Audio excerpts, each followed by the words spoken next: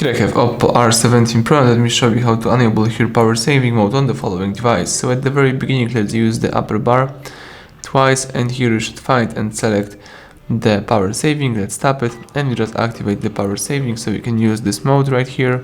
And if you would like to disable power saving, let's use upper bar again and let's hold down on power saving.